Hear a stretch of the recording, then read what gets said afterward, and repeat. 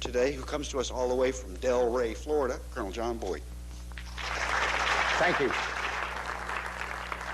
Before we start, I want to ask a couple questions. Item one, how many people here do you have the handout? No handout? Somebody, I know some of you people should have handouts. Okay, for the ones that don't have it, of course we can't get it out now, you might want to get it later on. And the reason why I say this, because in the handout, for the people that have it, there are two basic items in there.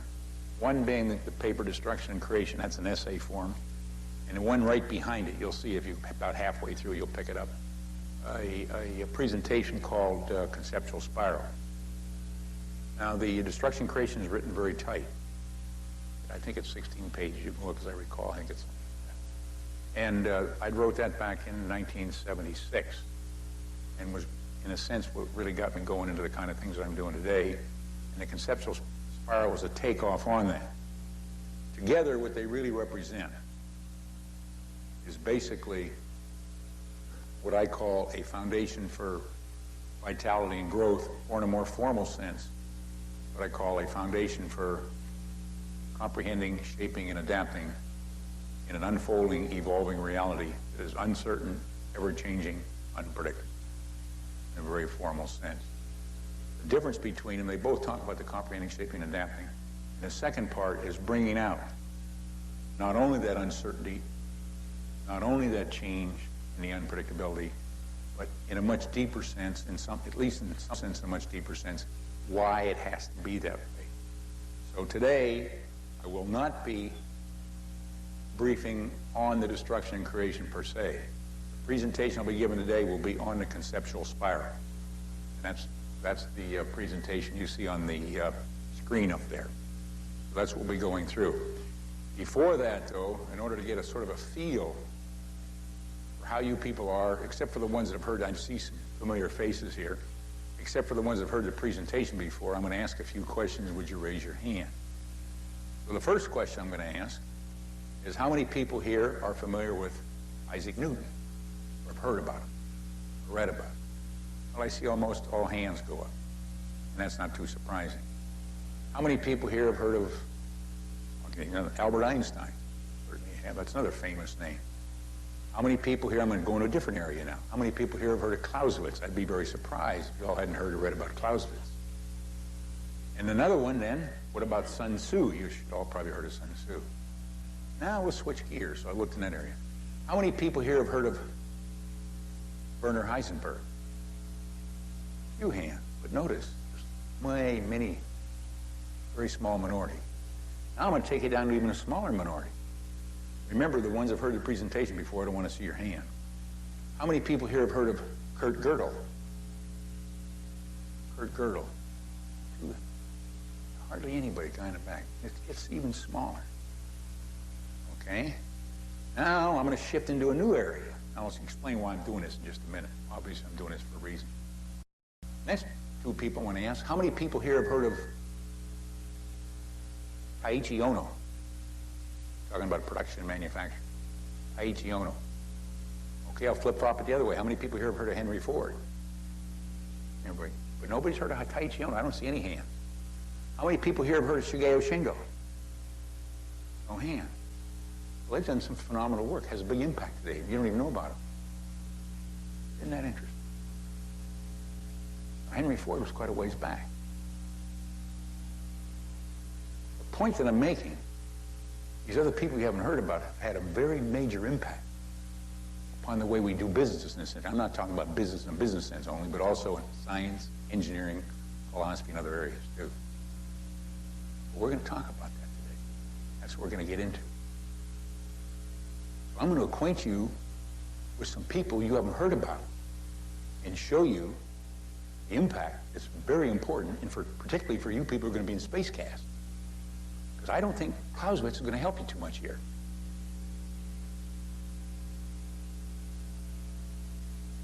But these other people can help. Maybe not in a one-on-one situation, but an indirect way can help quite a bit. And that's what I want to bring out today. Before we do that, I got a few more preliminary remarks. First thing, there's three ways by which you can insult me. Three ways. One is if you call me an analyst. If you call me an analyst, you're telling me I'm a half-wit. I got half a brain. The second way you can insult me is if you call me an expert. That means I got it all figured out and I can't learn anything new. You ever notice on TV we always have these analysts and these experts? Got half-wits and people who got it all figured out. The talking heads they talk about. And the third way you could insult me is when you call me an analytical expert. Not only am I a half-wit, I still think I got it all figured out. That's the worst insult of all. Now, to give you a feel why I say that, I'm going to take you through two thought experiments. The first thought experiment. Some of you people have heard it before, and you know what I'm going through, so don't tip anybody off. I want you all to imagine you're out on a ski slope. Now, you all have different images. I don't care. I might have an image different than yours. Couldn't care less. Store that image. Okay? Now imagine you're down in Florida. I happen to live there, but I used this before I arrived there. That you're out an outboard motorboat. You might even be towing water skiers. Stow that image. Don't have to tow the water skier. We're going to have two more images and we'll operate on them. Third image. Let's imagine that it's a nice spring day. And you're out there riding on bicycles with other people. Store that image. Final image. Let's imagine that you're a parent. Some of you probably are. It's Christmas time. You take your son to a department store, young son. Some old ones might be this way too. And you notice he's very fascinated by these toy tanks and tractors with these Caterpillar rubber treads. Got it? Store that image. About this point, you think, Boyd's gone bananas. Maybe I have. But let's continue. Now let's operate on those images. Let's go to the first image. Let's highlight the skis and subdue everything else. Hang on to the skis and subdue everything else. Second image. Let's highlight the outboard motor and subdue everything else. Third image. Let's lift off the handlebars off the bicycles. We'll hang on to those, subdue everything else. Final image. We'll highlight the rubber treads, hang on to those, and subdue everything else. Now let's tote it up. We got skis, we got outboard motor, we got handlebars, we got rubber treads. For those that haven't done it. Glue those together. What do you have, anybody? Precisely. But it wasn't there. Now you got it. Isn't that amazing? Got a different domain. So let's examine what we did. Let's examine what we did there. So out of the first image, we took a feature. In this case, happened to be the skis. In the second image, we took out a feature. In this case, in every image, we took out only one feature. Doesn't mean you have to do that, but we did that. When you go from a whole down to a parts, what do we call that? Analysis. You go from a whole to its part, that's called analysis. Then what did we do? So we did analysis, in this particular case, 4 times. What's analyses, plural. Okay, then what did we do? In our mind's eye, we glued it all together and rendered the snowmobile. Some people call it ski-mobile. Either one's all right. We rendered that. What kind of a process do you call that? Anybody? That's right. We did synthesis. But we didn't do the synthesis. There's no snowmobile. Well, I'm asking you, what's your job in Spacecast? You've got to build snowmobiles. Metaphorically. You're going to have to look at different domains, pull this out, pull this out, pull this out, glue things together and do it in some kind of a compressed form so even the generals can understand it. Understand what I'm saying? Incidentally, that's something we used to always say in the Pentagon. We've got to make this so even the generals can understand it.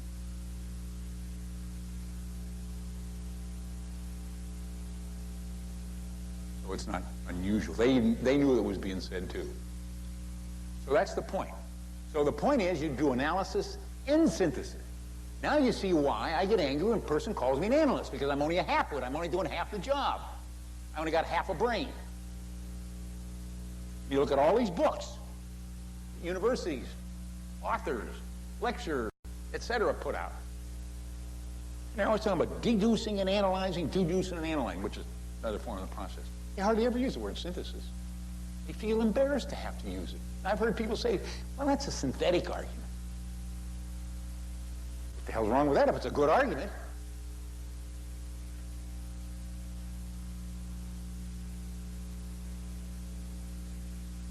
You got to weave them together.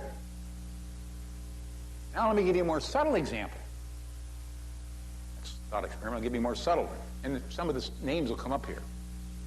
And the name that I asked you that you haven't heard of is I'm going to use first of all. More subtle argument. We'll use 3 domains this time. First one I'm going to talk about, thought experiment, is Kurt Gödel, mathematical logician, 1931. Came up with what we call his 2 incompleteness theorem, of which I'll use the second one here. The second one, using arithmetic of whole numbers, he proved one cannot demonstrate the consistency of such a system within itself. It's undecidable. In other words, you can't use the system's own workings to determine whether it's consistent or not. Period. Even though it's consistent, you still can't do it. Can't do it that way. Doesn't mean you can't say it's consistent, but you're going to have to reach outside. That's the whole point. Got it? Hang on to that one. Second one, name I use, some of which you heard, Werner Heisenberg, associated with the Heisenberg uncertainty principle.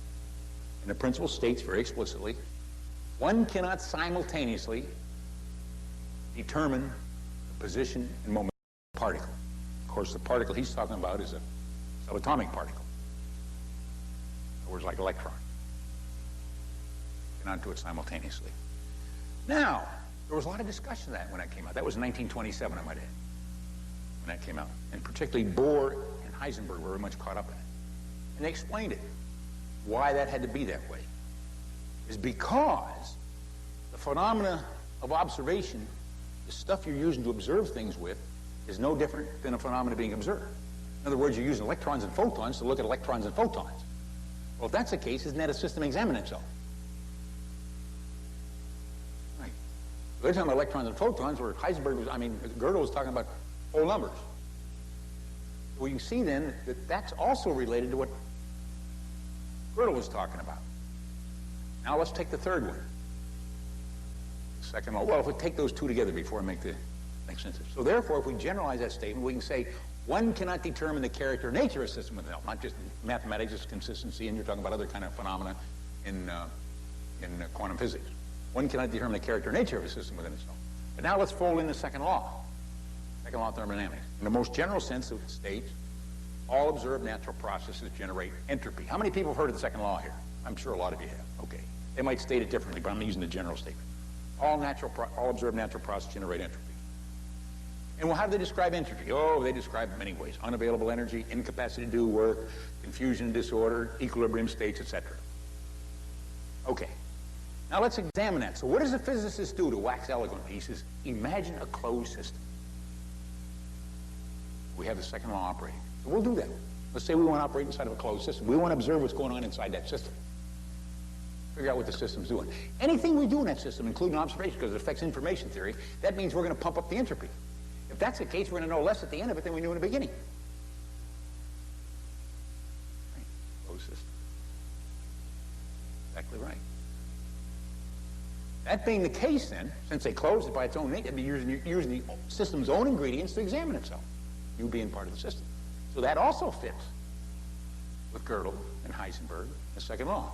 So in a very general way, folding all 3 together, you can say, one cannot determine the character or nature of a system within itself. Moreover, attempts to do so lead to confusion and disorder.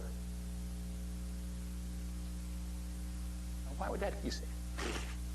We'll blow that off. Well, it turns out I used that concept. How many people have heard of the OODA loop here? How many have heard? Okay. I've used that concept many years ago, back in the 70s. I thought about that combined with other things. I don't want to get into too much detail here because I got a presentation I got to go through here, but I want to give you some feelings how this works. And it occurred to me, because of some tests we'd run and many other things, that if that's the case, if I have an adversary out there, what I want to do is I want to fold my adversary back inside himself so he can't really consult the external environment he has to deal with. If I can do that, then I can drive him into confusion disorder and bring about paralysis. And initially when I stated, I said I'm going to do it in a temporal domain. In other words, as long in a temporal sense that I can put him, if I can operate at a rhythm or tempo faster than he can operate at, so he can't keep up with me, in effect then I fold him back inside himself. And if I do that, all game. We saw it in Desert Storm, you see it in basketball games, I got a whole other bunch of stuff here we see in many different areas. And it fits very directly. Gödel, Heisberg, second law, Tarski also in linguistics, and we find out E.T. Hall in cultural anthropology and a whole bunch of different areas. We can't say it's not true. But then once again, if you only know military history, you're not going to see that. If you only know technology, you're not going to see that. If you only know mathematics, you're not going to see it. If you only know this, you're not going to see it. You got to know different things.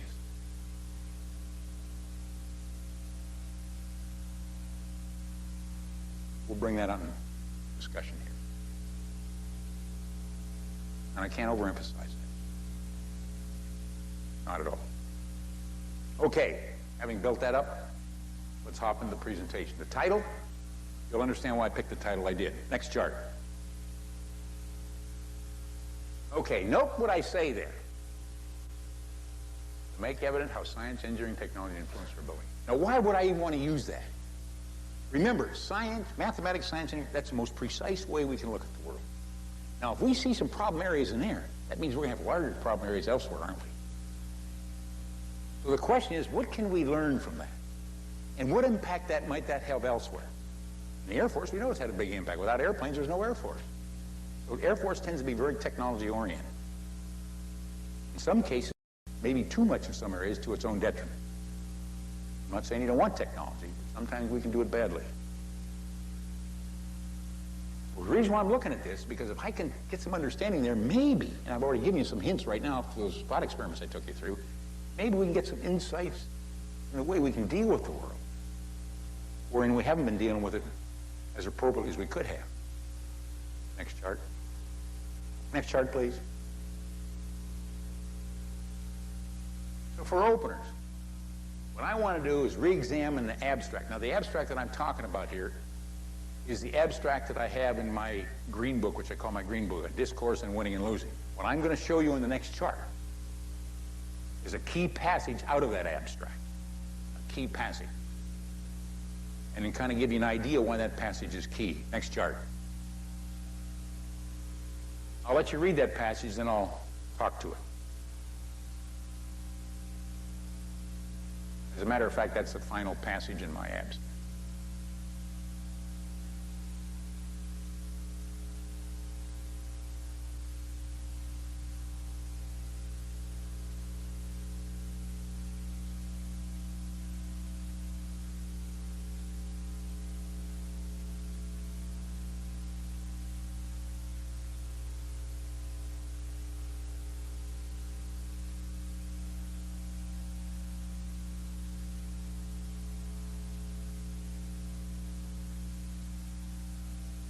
Anybody, what's the idea in that passage?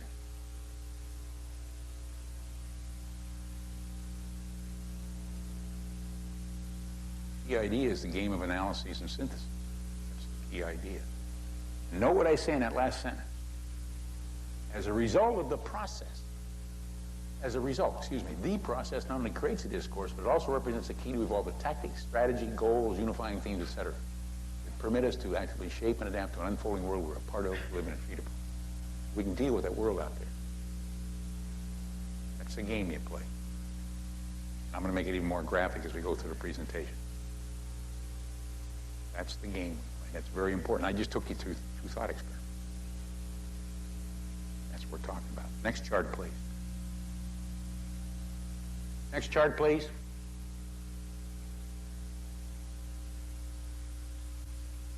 So I say, why is this passage key? And I've already sort of suggested, because it suggests a general way in which we can deal with the world around us.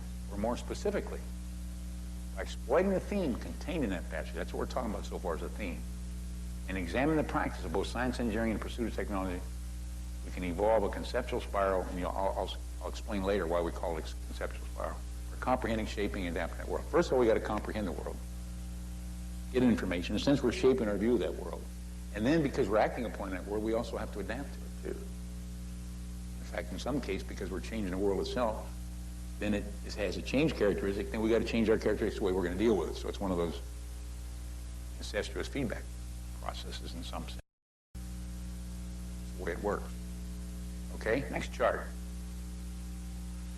Now, if we're going to use this, I want to sort of have a common ground. We want to be. So what I'm saying in the last sentence is, speaking of science, engineering, and technology, what do we mean?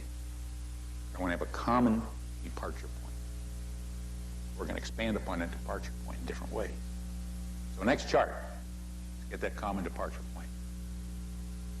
And so I have this, I call this my simple-minded message. That'll be evident as we go through, because as I get down toward the end, I'm going to modify the message. So what I say here, science can be viewed as a self-correcting process of observation, hypothesis, and test. That's not really a unique statement. Other people said it in very similar ways. So science really is a process, not just a result. It's a process. Which you make observations, you hop out hypotheses, you test those hypotheses, you might find out it didn't quite hold up, and you got to go back through, reobserve, rehypothesize, retest till finally it seems to fit, and you say, I got a working one. At the point when you have a working hypothesis, say, well, now we'll declare it a theory. It seems to work. Yet some people have theories before they have hypotheses, which means that's baloney. If it's untestable, they don't have much of a theory, at least from a scientific viewpoint. And likewise in engineering. Except when we're talking about design, you're trying to render some kind of a design. In that context.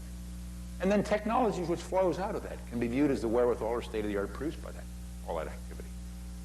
We talk about new ideas, new materials, new systems, etc., or even new processes. And then with those new things, it allows us to look at the world in a different way. Then therefore we can generate even better observations, or new kinds of observations, new hypotheses, new tests, new designs, etc. So it's a one huge cascading feedback loop.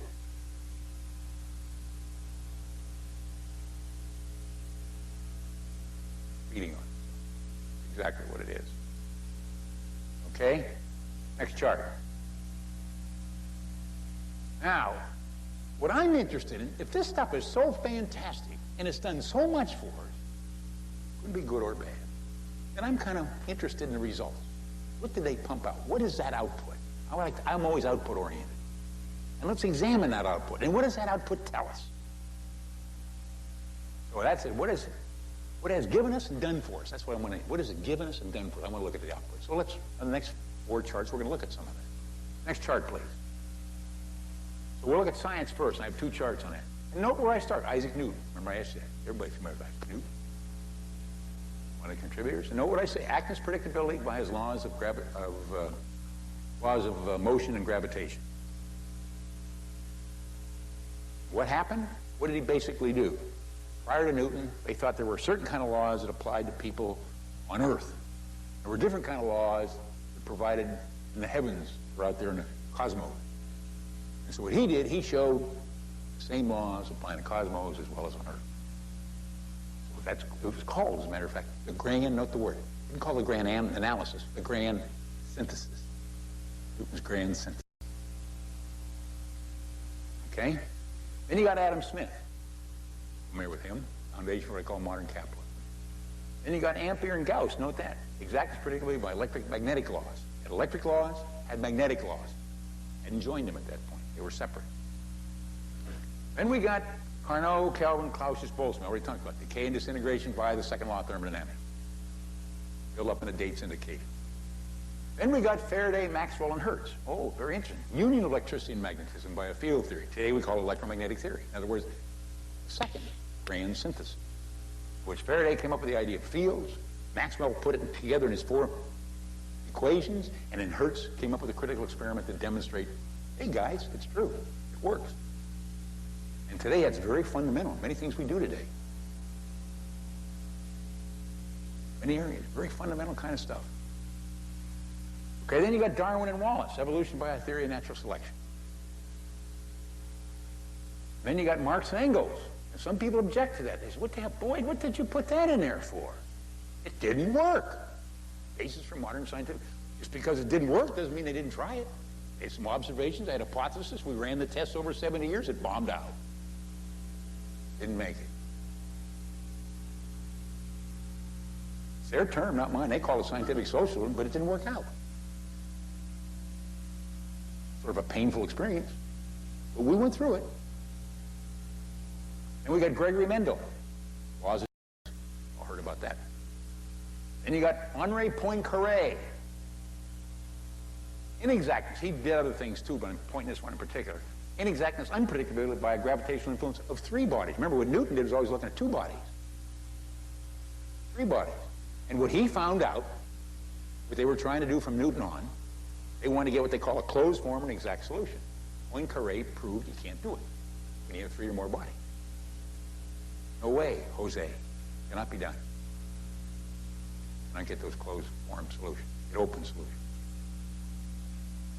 Now they have ways of dealing with it, but not exactly. There's unpredictabilities associated with it. Okay, sort of keep that chart in mind. Next chart. Now we're up to the 20th century. Move it over a little, please. Thank you. So you got Max Planck, date indicated. Now we're beginning discreteness, discontinuities by his quantum theory. In other words, things just didn't, one thing just flowed nicely into something else. You get hops, skips, jumps, that kind of stuff begin to show up. Albert Einstein. Oh, that put it all nice back together again by his special and general relativity theory. But then we have these next guys that came along. Bohr, Broglie, Heisenberg, Schrodinger, Dirac, and still going on to the present day. That's why I call it all. The uncertainty, indeterminism, and quantum physics. Uncertainty, indeterminism. You can't pin things down. You could in the 19th century. Then you got Leuwenheim and Skoll, dates indicated. Unconfinement, or what I call non-categoricalness in mathematics and logic. Let me explain that. But basically, they came up with the idea that you just cannot say, make mathematical statements and say it's unique only to that system. You can say it's unique to that system, but not only. Those things can leak out and go in different areas, just like we built snowmobiles. We took things off here, and it leaks out. Same thing happens in mathematics and logic. Now, they use the term non-categoricalness. I tend not to like that term, so I use the word unconfined. I like that better. You really can't confine things. You can't say that. Okay? Gödel, Tarski, Church, and Turing. Well, I talked about Gödel. Incompleteness, undecidability in mathematics and logic. Now, Gödel did it in mathematical logic. Tarski also did it there. He also showed in natural languages you have the same problem. Many of you people that have had computer science and have obviously heard of the Turing machine and all that, the work that Turing did. How many people here have heard of Turing? I'm sure many of you have. Yeah. Heard of Turing. So we see it there. Then you got Shannon, 1940. Information theory is a basis for communication. And interestingly enough, when Shannon came up with information theory, he derived an interesting equation, came up with one. He looked at that equation. He says, isn't that interesting? Then he looked at he noticed that it was the same equation that Boltzmann and guys came up with in the second law of thermodynamics. So in a sense, he was tying information theory to the second law. As a matter of fact, in information theory, they use the idea of what? Entropy. Exactly. Exactly. Sometimes they call it entropy too, but they use the term entropy. Okay? Then you got Lorentz, Prigogine, Mandelbrot, Feigenbaum, a whole bunch of other guys since the 60s and 70s and still going on. What we call nonlinear dynamics. And today, anybody, what's the buzzword they use today to describe that? Chaos theory. It's a mistake. You don't have chaos. You have chaos may be in nonlinear dynamics, it may not. Sometimes it goes chaotic, sometimes not. And so the reason why they chose chaos because they're trying to suck out money from the government and other people. That was a buzzword, and you want to get the right words so you can get more money from people. In fact, the guy admitted that. He said, after all, we got to survive too. He didn't say it exactly that way, but that was clear what he was talking about. PR. They use PR too. Okay. And then you got Bate, Chaitin, and Bennett. Incompleteness, incomprehensibility, and information theory. As a matter of fact, via what Chaitin calls algorithmic information theory, he was demonstrating the same things that Gödel demonstrated in mathematical logic. So it's also an information theory. Now, if I reach back up and look at Tarski up there, he was demonstrating those same kind of things in natural languages. So it goes in many different areas. So it can't be ignored. So the question I have to ask you now, what's the difference between this chart and the preceding chart? Anybody? Take the whole chart. Say again? Yeah, okay, I'll broaden it. That's right. In the previous chart, what are they trying to do? They're trying to put everything in a nice, neat package. In the second chart, they blew the package apart. Not that neat. First chart, you have neatness. Here, it's got very unneat.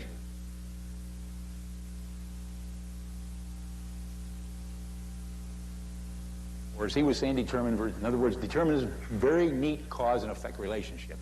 Here you get cause and effect relationships if they're very unneat. It's not what you call strict determinism. There might be some of it there. There's a lot of stochastic processes there you can't even tie back to determinism. So one's neatness, one's sort of unneat. So the more we look at the world, the more we find that out. And so you people then were familiar with Newton and Einstein are put neatness. You weren't familiar with the unneatness. Uncomfortable. But that's the world we got to deal with. It's the world you got to deal with. I want to make you uncomfortable. Because then you're going to have to do something. Okay, next chart. Now look at science. I'll go through this, engineering. Note the first one, Savery, Newcomen, and Watt. Steam engine, dates indicated. Stevenson, steam railway. Pixie and Jacobi, AC generator, AC motor. Note the dates, very early in the 18th, 19th century, excuse me. Then you got Samuel Morse. You're all familiar with that. Learned that in high school or grade school. Telegraph. Through Talbot there, photography. Then you look at Planck, first rechargeable battery dated. Graham and Fontaine, DC motor, DC. Otto, four-cycle gasoline engine, very important. What do we have in automobiles today? Four-cycle gasoline engine. Very important idea. And then you got Alexander Graham Bell, the telephone. Then you got Thomas Edison, the phonograph, put sound and record it. Then you got Edison again, electric light bulbs. Siemens, electric locomotives. Germany, electric melody. In other words, they take a locomotive, like electric metropolitan railway within the city. Parsons, steam engine. Benz Daimler, gasoline automobile. What we have today. Now we got automobiles. Take the engine, put it in there. Horseless carriage, gasoline automobile. Okay, then you got Edison, Leroy, Armot, etc. I want to talk this one. Motion picture camera and projector. Could they have done that without photography? No. Could they have done it without optics? No. Could they have done it without mechanics? No. Etc. Electricity, etc. In other words, they took different features. They made their snowmobile, took something here, something here, something here, something here, glued it together. Result, motion picture camera and projector. That was their snowmobile. Using my metaphor. Tesla and Marconi threw the wires away. Wireless telegraph. Rudolf Diesel, diesel organ. Now we got steam, we got electric, we got diesel, named after him. Italy, electric railway, 1902, between cities. Next chart. We got one more of these and we get off these charts, but I have to give. Gasoline-powered airplane. Note that, Christian Hallmeyer, 1904, first idea on radar, 1904. He had a patent. Of course, we didn't get it till just before World War II. Then you got Paulson and Fessenden, wireless telephone. Now they threw the wires away and you can talk to people without wires. And then you got, just before World War I, then you got Fleming and Lee DeForest, vacuum tube. Why was that, what's what I call a first revolution in electronics? Why was that important, that vacuum tube? Anybody? Why was the vacuum tube important? Say it, somebody said it. Exactly. You amplify your signals. Before that, they couldn't reach out very far. They had vacuum tube. Fleming, the diode, and the DeForest, the triode, and of course, since then they were up to pentodes and all that stuff. But they amplify signals so you could reach out great distances. Before that, they had spark gaps and all. Other synthesis. Then you got USA Pittsburgh. That's KDK, first public radio broadcasting. Still later today, I think, KDK. Then you got American car locomotive. Now you're combining diesel with electric. Then you got Bayer, Scotsman, television, 1926. Very grainy picture, but he had one there. Then you got Warner Brothers, first jazz sound motion. The first sound motion picture was a commercial called The Jazz Singer. Germany, USA, 32-34, diesel electric railway. Britain, USA, Germany, operational radar. All of them had it just before World War II. Of course, some were better than the others, but nevertheless it was there, and we still got it to this day. It's been amplified and going in all kinds of different directions now. Then you got Hans von Ohain, Germany, jet engine, jet airplane. Anybody know when that came out? Anybody know here? Somebody said it. Who? Well, late 30s. Came out before World War II. They had that thing flying before World War II. Right. And of course, you all heard of the ME-262, which actually grew out of that process toward the end of the war. But they delayed it, and they hurt themselves. Okay. Then you got Eckert Mauchly, first electronic computer. Anybody know what the name of that was? Somebody said it. ENIAC. Basement of the university, some big building, basement of the University of Pennsylvania. Huge, monstrous affair. Vacuum tube wires always breaking down. But they had it. Now we can do better than that on a little PC. Okay, then you got Bardeen, Brayton, and Shockley, the transistors, second revolution. Throw away the vacuum tubes. Now we got transistors. Now we can squeeze things down.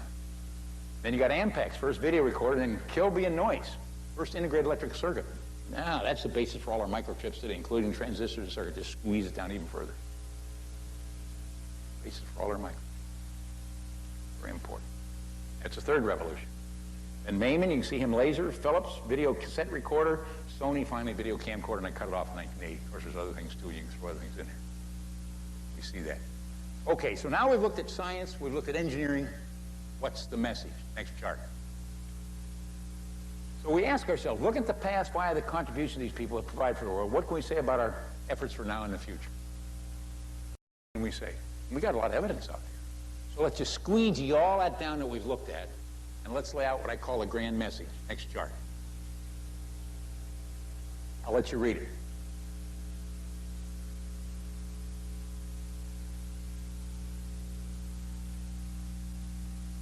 In fact, after you read this chart, we'll take our first 10-minute break. I'll talk to it and we'll take a break. Only 10 minutes. I'm cheating on you, not 15, because I didn't get you for 2 hours, and we started late. I got to take a piece out of your hide. Otherwise, we won't get through. That's why.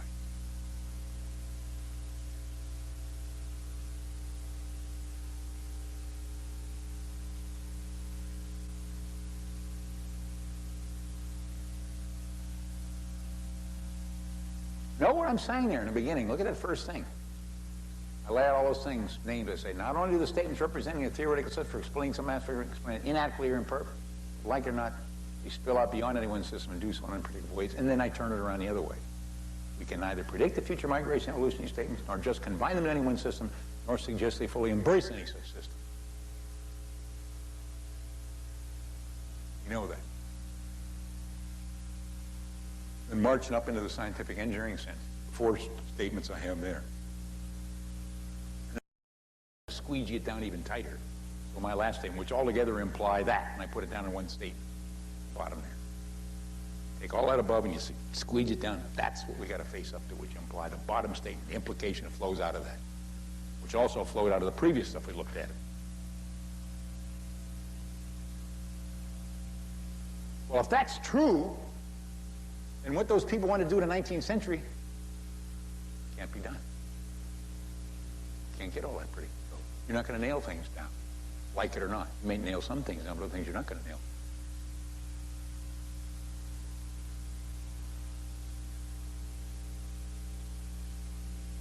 And what I'm telling you, that's the way it is. Now, does anybody have any questions before we take our break? I'll give you a 10-minute break. Go ahead.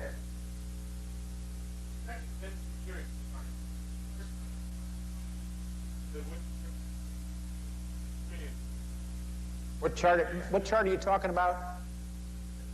Oh, you're talking about where I had the contributors? Okay. Oh, between the 2 charts. That's correct.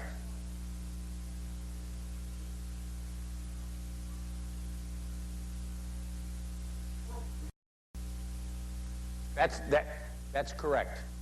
I didn't do that, and that's correct. You'll notice that particularly when you go down the chart. That's absolutely correct. And we see more of that today. You have to do it by teams. It's getting more complicated. We see it more often. That's a good observation. Anybody else? Let's take a 10-minute break and come back, because we got some other things I want to go through with this, because we're coming up with some key information here.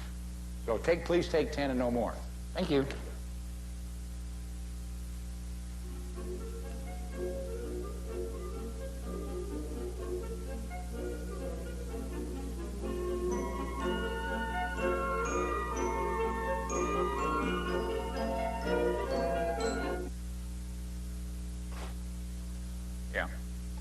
Okay, so now what we've done, we've shown these contributions, we've shown the grand message, so obvious question.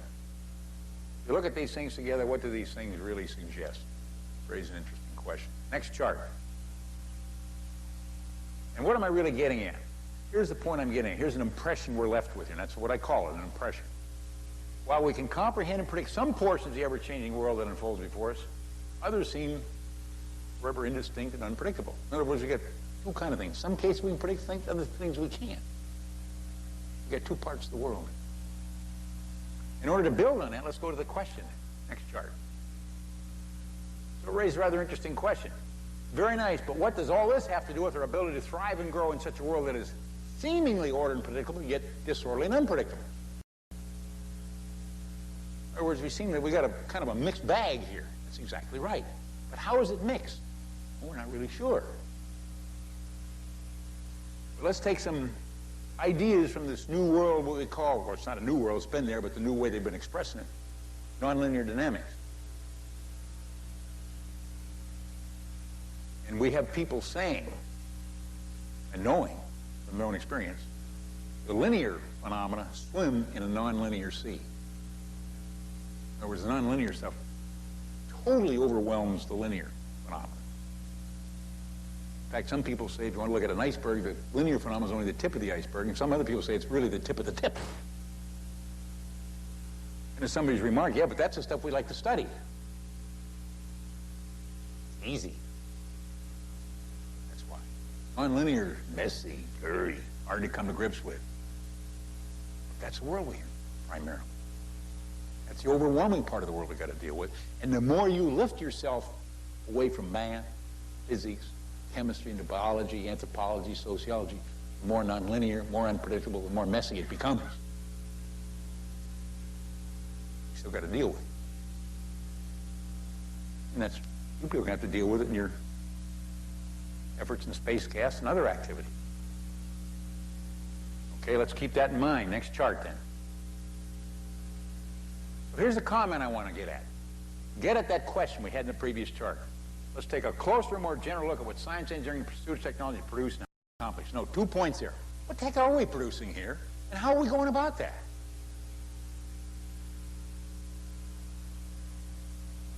And the second bullet. Furthermore, suspecting that these practices produced are not wholly accidental or obvious, and they seem to change us, let's also examine what keeps the whole enterprise going and how this enterprise affects us. In other words, what's the mechanism that seems to make this whole thing unfold the way it does, and how is it changing us as individuals, or as groups, or as societies, or whatever?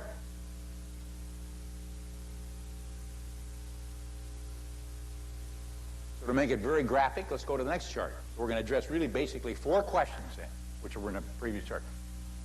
What do science, engineering, technology produce? How is it accomplished? What's the driving mechanism? How does it affect us? We'll go through in that order.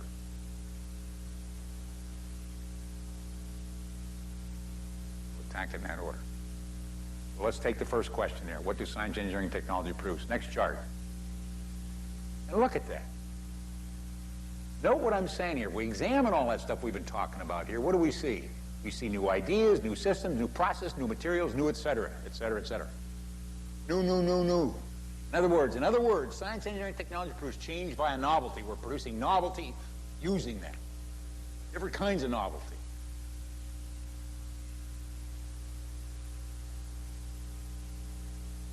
Newton couldn't have known what Faraday, Maxwell, and Hertz and what we're doing today. He couldn't have known that.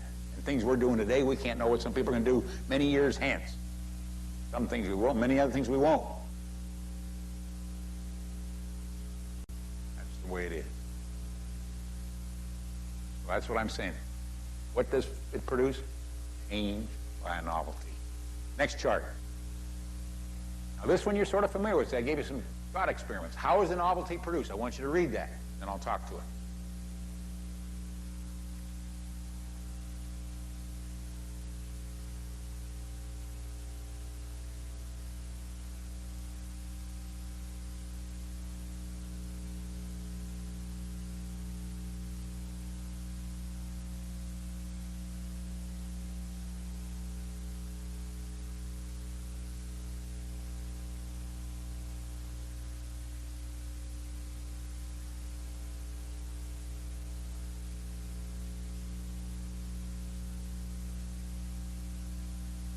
In other words, to deal with that world, we're pulling things apart and we're putting them back together. We're going through the analyses and synthesis. And since we're part of that world, we're actually interacting with the world. So not only are we trying to comprehend, shape, adapt that world, but we're also changing the world in a sense too. And as already inferred, we're probably changing in ways we really don't understand. Or it's also changing us in ways we really don't understand. Maybe some ways, but many other ways we don't. We find out much later. Exactly. Next chart. And so this is my point on that. Novelty is produced by a mental physical feedback process of analysis that synthesis permits us to interact with the world so we can comprehend, cope with, shape that world as well as be shaped by it. We're not only shaping it, it's also shaping us. Now in terms of some of the new ideas since Darwin, where he talked about natural selection, now they're talking about self-organization and natural selection. Some of the new biologists and other people talking about that. And not only it's just talking about evolution where the environment shapes you, they're talking about co-evolution. You shape the environment shapes you, and you're going through this feedback process, and you don't know where that's going to end up. Or co-evolution. How many people have heard that word? Nobody. Another new idea. Or somebody, I guess you raised your hand in the back there, didn't you? Yeah. Co-evolutionary processes. And you join us here, people, here in a cultural sense. If I interact with you, you get ideas from me, and you change your behavior, and I get ideas from you, we have a co-evolutionary process, or at least in a cultural sense or an interactive sense. We also, in terms of the natural environment, we see the same thing, too.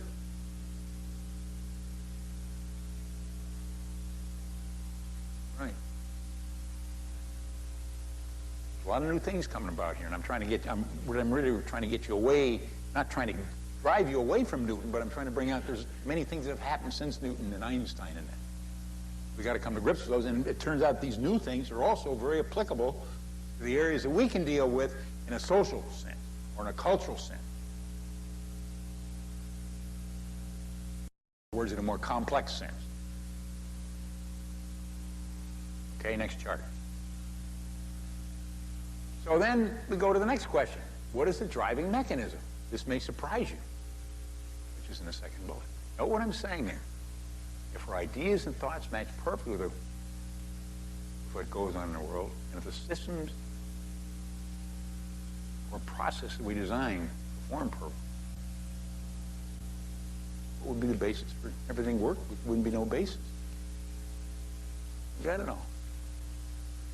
In other words, the presence and production of mismatches are what sustain and nourish the enterprise of science, engineering, and technology, hence keep it alive and ongoing. Otherwise, there's no base for it to continue. Mismatch that stimulate. You had it all figured out. Nothing new to learn. Everything matched up. It's mismatches driving mechanism. Now we get new matchups, but those new matchups also generate what? New mismatches. Exactly. Exactly. Next chart. Now, so I say, how does this enterprise science, engineering, and technology affect us personally as individuals or groups or society?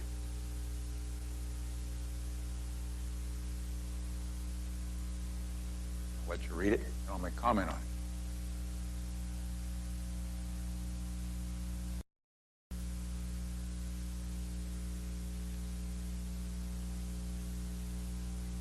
So what am I saying there? By going through this process, we're constantly doing what? Changing our orientation. We're always reorienting. We're reorienting all the time. So orientation is just not a state you're in, it's a process. You're always orienting. Otherwise, the world's static and there's no change out there, and you've got to keep working that. How many people here have heard of the OODA loop, haven't you? Let me just digress here. It's related to this. And it's very important, this idea of orientation. I want to connect it to the OODA loop right now, which is another presentation, but it turns out it's important. And it goes like this. Remember we talked about earlier where we want to get inside a guy's tempo or rhythm. We could pull him down. And we know that human beings have to do it. We have to observe what's going on out there. We've got to get an image or picture in our head, which we call orientation. Then we have to make a decision what we're going to do and then implement the decision. So we call it OODA, observe, orient, decide, act. And we look at the actions in our observations, plus drag in new data, get a new orientation, new decision, new action, ad infinitum. Okay. But the most important part of that OODA loop is the orientation. It's the driver. It's the Schwerpunkt. It's the key. The reason why your orientation is made up of three things. One, your genetic heritage affects that. Your cultural tradition, your previous experience. And that's you. That's you. Those things are a repository of you. So what happens is you just don't see the world any other way. Those things such as your genes, your cultural experiences, color the way you look at the world. They color the way you look at the world. If you and I would read the same book, since we have different orientations, I would tend to highlight things differently than you did. So I can get a different image than you get. That's not bad. To use an example, many of you people play this parlor game in which you put 20 guys in a circle, or girls and guys, whatever you want to call it, and you give a message to the person on the left. Not too simple, but reasonable message. You say, I want you to pass the exact message on and have each one do it all the way back till it comes back to the guy that passed on. When it gets back to him, it's not what he said. Why? Anybody, why did that happen? And the people weren't being malicious. They're really trying to get it right. Why would that happen? We already talked about it. Come on, cough it up, somebody. Exactly. Say it out loud. That's right. Each guy's got a different orientation. So what are they doing? Each person is highlighting and subduing or emphasizing, de-emphasizing different things. And after you walk that through about 20 minds, it's different.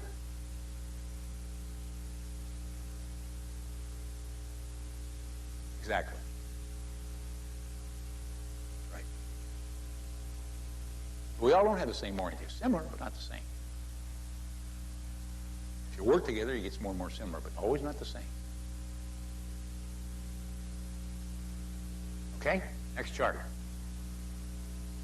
So the orientation, the second O in the OODA loop, is the most important O because it drives the whole loop. Colors your observation, colors your decisions, colors your action. In fact, you can sort of consider guidance and control part of the OODA loop. Guides and controls the other activity. Okay, with that in mind, note what I'm saying here. Now I like to always go back. I'm one of these guys that likes to look back into something. I said, if we reverse direction, re-examine where we've been, what can we see? Or we can see that. Without the intuitive interplay of analysis, we have no basic process for generating novelty. If we throw that out, how are you going to generate the novelty?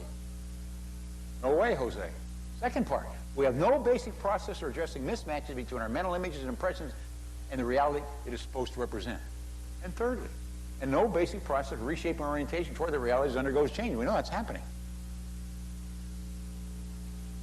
So, or put simply, without the interplay of analysis and synthesis, we have no basis for the practice of science, engineering, and the pursuit of technology, since novelty, mismatches, and reorientation, as the lifeblood ingredients that are naturally arise out of such practice and pursuit, can no longer do so.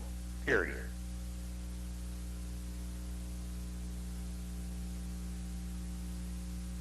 Can't happen.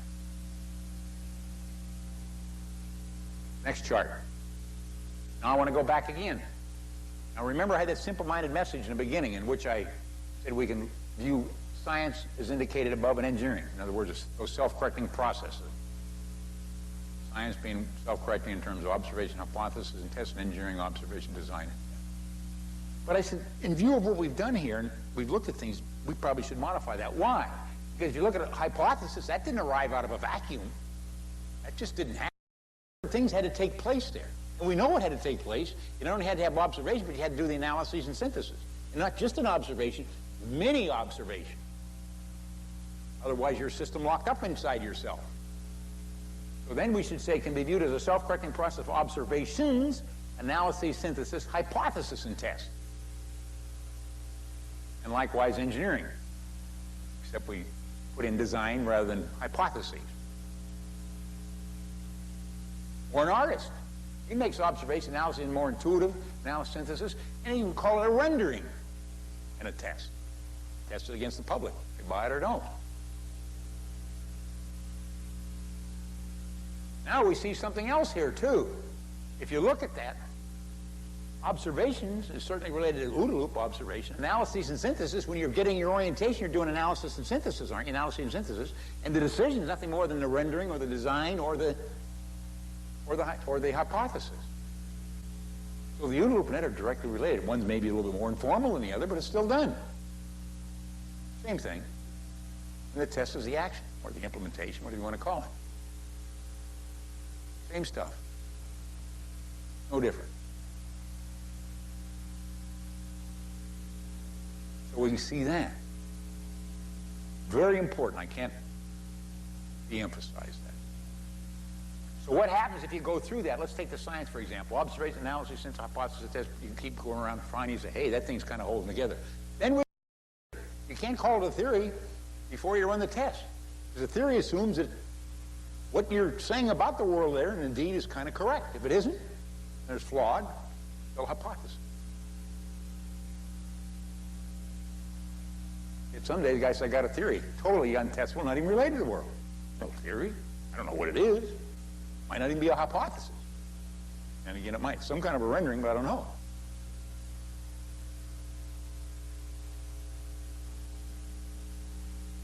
In any case, why do I make that statement, make those modifications? Without the interplay of analysis and synthesis, one can evolve neither the hypothesis or design and follow-on test, nor the simple-minded message, nor even this presentation itself. I couldn't even come up with this presentation if I did it. No way. So you people are going to be involved with SpaceCast. You're going to have to look at all different kinds of things. Not as individual, but as individuals working together. And then you're going to have to cough up something. Not just another, like I said this morning, more analyses by itself. You're going to have to cough up some kind of a synthesis out of it. You're going to have to cough that up. The Pentagon, when I arrived there, I guess talked about that this morning. The Pentagon, when I arrived there, and they put me in charge of plans. Of course, just because you have plans over the door doesn't mean you do plans. That's a facade. You know what their plans were? Road maps. I said, we want some new road maps. Okay, I started looking into it. My God, I couldn't believe what I found. There were road maps all over that damn building. So I penetrated even deeper. I said, where do these things come from? And then I found out. Each little bureaucracy there, little cell, every year they go through this drill. They got to have in the R&D community come up with a new roadmap of what they're going to do. And they all know that they're going to do it annually. So they have the previous roadmap, so they just keep adding new things onto it. And you got this huge gargantuan mess, all these bits and pieces unrelated. And they want me to contribute to that mess. So I said, I'm going to hose the general on this one, so I'm going to go up there and he's going to get angry with it. He's going to listen. So the first thing I went in, I said, first thing we've got to do is have no more roadmaps. My God, they went into shock. They thought I was against all R&D. And let me explain why. I says, let's examine. Are we getting smarter and able to do business better as a result of these additional roadmaps, or are things getting more confused? They admitted that. I said, well, that means we don't want any more roadmaps. We've got to put this stuff together.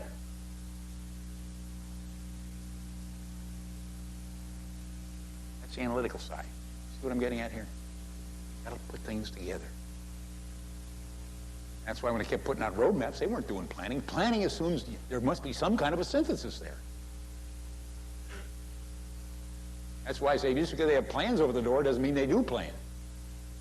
Likewise, with strategy. A lot of guys have strategy over the door. That's also another synthesis. That doesn't mean they don't have strategy. It's only strategy, the name. Okay, next chart. So you're probably wondering, what the hell is this always bearing on winning and losing? You know, because after all, we've gone through this drill, we kind of like to relate it to the business we're about.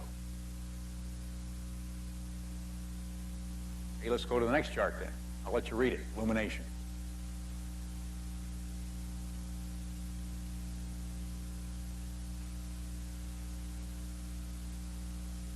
What I'm saying is not only produced by the practice of science, engineering, and a pursuit, it's produced by the force of nature, by one thing as well as by others. I mean, that stuff's coming out of the woodwork everywhere.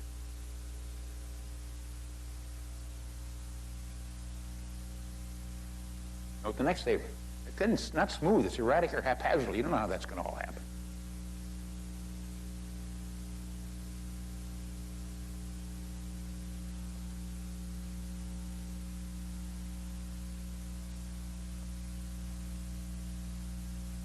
What I get down the bottom when I'm in science, you go through that over and over, this continuing world, reorientation, mismatches, analysis, synthesis, reorientation, et cetera, et cetera. And what does it do? It permits us to comprehend, cope with, shape, and be shaped by that novel that's always flowing over us, or through us, around us. It's happening.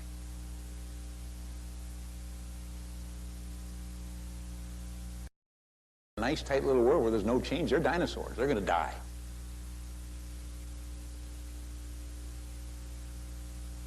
The name of the game is not to become a dinosaur.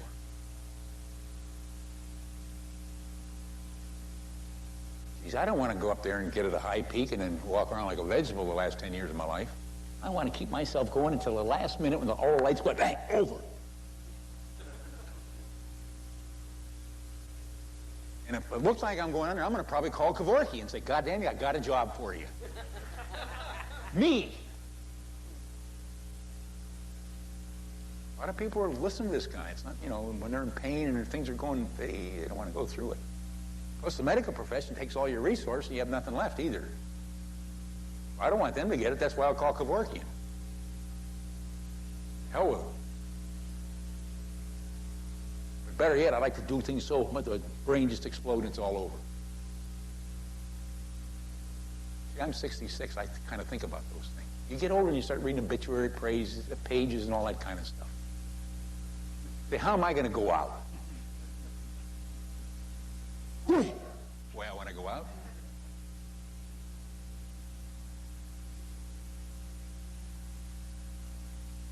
I'm one of the nutty ones. When I was a fighter pilot many years ago, we were a wild bunch. I mean, they didn't have any rules when I went into it. It was fantastic. Of course, we killed a lot of guys, our own. We killed more guys in training than we did in Korea. We were wiping them out every day. And now it's out there 1 year, we killed 21 guys in 1 year. Of course, they would never permit that today. You know what the word was then when I went through there? If you make it through here, Korea's easy.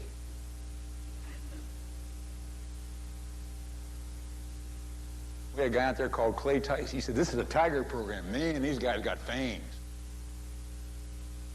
Headquarters sort of didn't like it. They didn't know what to do about it. Jets were new and, you know, they didn't know how to handle it. Eventually they did learn how to. But it was fun but painful. And I never thought I'd live beyond 40, actually, but I thought, boy, am I going to have fun. So I surprised myself. I'm still here. So the problem's been delayed a little bit. In any case, let's go to the next chart. Go ahead. Most theory simplified a lot of techniques for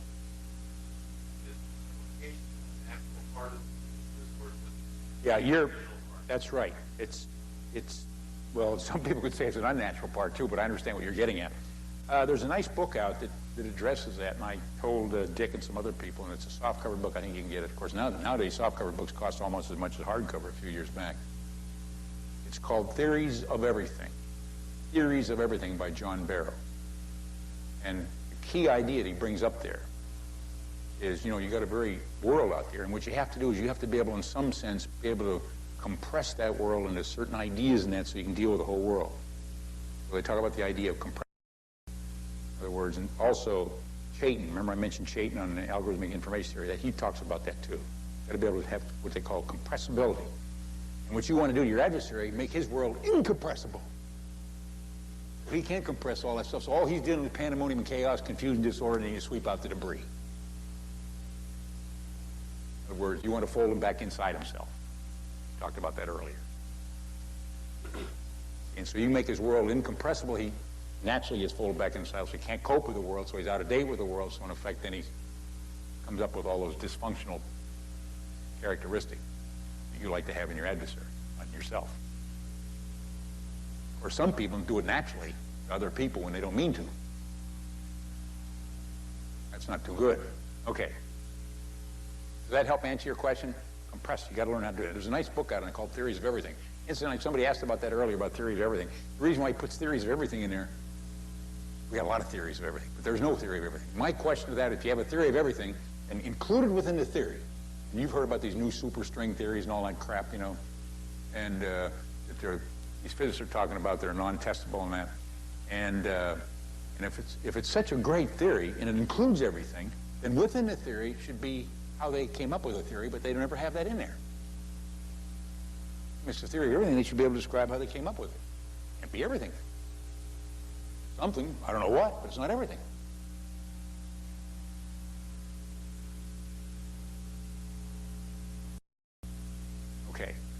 Okay, now we talked about the previous chart. I said, maybe so, relative to that last statement in that previous chart. Yet upon reflection, we solve a puzzle. Why does our world continue to unfold in an irregular, disorderly, unpredictable manner, even though some of our best minds try to represent it as being more regular, orderly, and predictable? We've got a problem there. Why is that the case? Next chart. Or what I say more pointedly, with so much effort over such a long period, we've had people centuries looking at this stuff now. By so many people to comprehend, shape, and adapt to a world that we depend upon for vitality and growth, why does such a world, although richer, more robust, continue to remain uncertain, ever-changing, and unpredictable? We're going to get down to the nitty-gritty here. Next chart. And I'm not putting you off. The next chart I'll give the features. But I say very simply, review of destruction, creation, which you've got a copy there. This presentation, conceptual spiral, and your own experiences in the world. And they're very valuable. Reveal that the various theories, systems, processes, etc., that we employ to make sense of that world contain features that generate mismatches that in turn keep such a world uncertain, ever-changing, and unpredictable. That raises the question, what the hell are these features? Next chart. And these features include the thing we've been talking about, uncertainty associated with the unconfinement, undecidability, incompleteness theorems of mathematical logic. They're there. We don't know how to get rid of those. Period. Numerical imprecision associated with the rational and irrational numbers in the calculation and measurement processes. I want to talk to that. You have a rational number. Some people might not even know what a rational number is. And then you don't have to. I'm not trying to be insulting. You know, some things we study, some things we don't. But what is it? Take 1 over 3, a whole number over a whole number. That's a rational number. And so what do you have? 1 over 3, if you try to put it out decimal form, 0.3333 forever. An infinite expansion. At some point, you got to truncate that thing. And any place you cut it off, you got an error. Approximately. You don't have the right answer. Further out, there might not be as big an error, but you still got it. Now, in terms of rational numbers, there's a lot of those kinds of numbers, 1 over 3. In terms of irrational numbers, all of them are that way. They're all non-ending. And once again, guess what?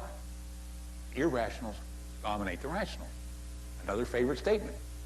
The rationals swim in a sea of irrational. Period. That's the world out there. Now, how many of you people studied chaos theory or nonlinear dynamics? Anybody here? And know what they say. They're always talking about the problem is the initial conditions. They always say initial conditions. Why do they have the problem initial conditions? Because we have rational and irrational numbers. They never can pin it down. And also we got Planck's constant Heisenberg's uncertainty principle. Because as they keep reaching back, they're eventually back in that domain. You can't pin it down. So the initial conditions come about because of that kind of phenomena. If they never explain that. That's what they should say. Say, why initial conditions? Because of that phenomena.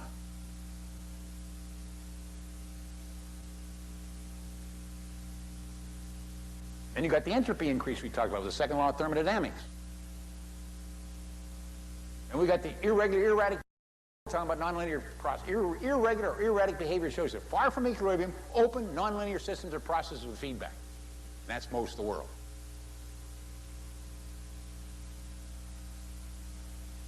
If you're in an equilibrium condition, you're dead.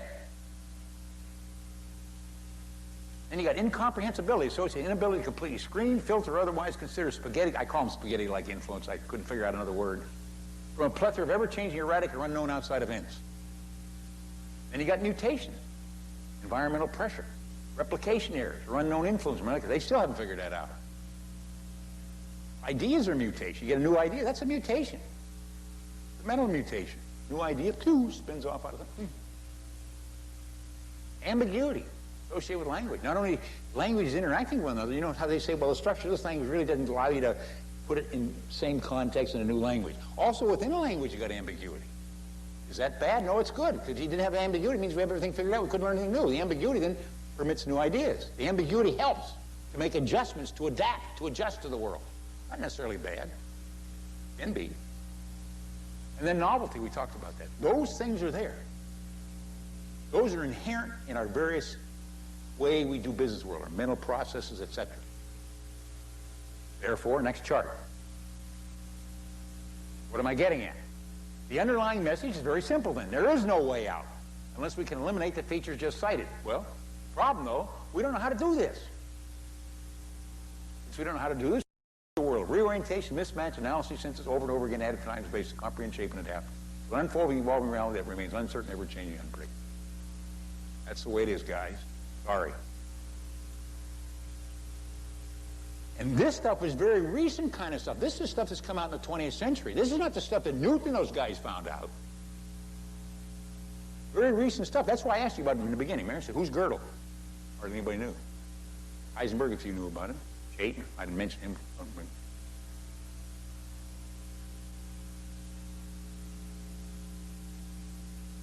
That's why. Next chart. So now we're getting down to it. Now, if we cannot connect this continuing world with all this stuff we talked about up there, we can see that we have, what, a conceptual spiral for exploration, discovery, innovation, thinking, doing, achieving, learning, unlearning, relearning. That third one's very important. You got to learn how to unlearn, too. If you keep some ideas in there, that inhibits your ability to go and arise to a new state. In other words, it'll keep you from making snowmobiles or adapting to new conditions. And people that can't unlearn, we call them dinosaurs, because they can't relearn.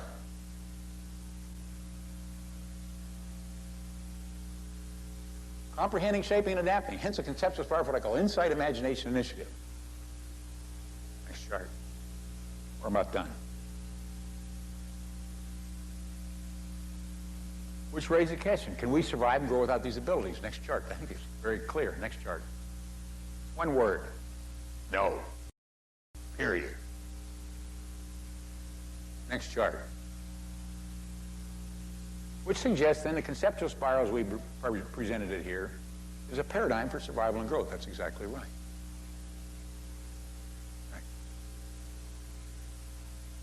What I'm really showing you is the answers aren't as neat as a lot of people would like to make it out to be. Not that way. We tried it. We don't know how to do it. Period. Next chart.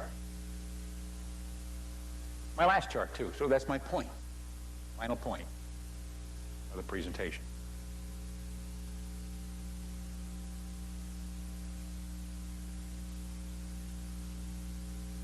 I'm sorry.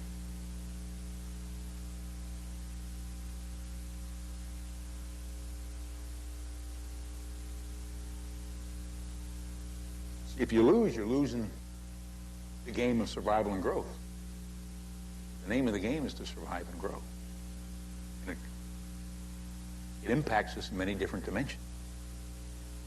This is not just military. We're talking about this is living or dying or advancing or decaying. That's what we're talking about. This is the game, the real game.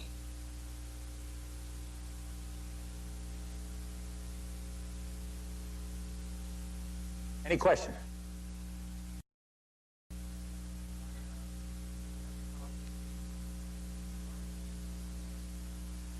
Put the final point up again, please. Go ahead.